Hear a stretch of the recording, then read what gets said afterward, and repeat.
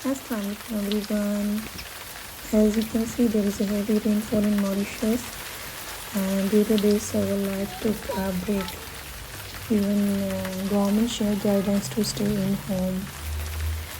This all happened due to the cyclone CHENESO. Because of this, the rain is there continuously since last 60 hours.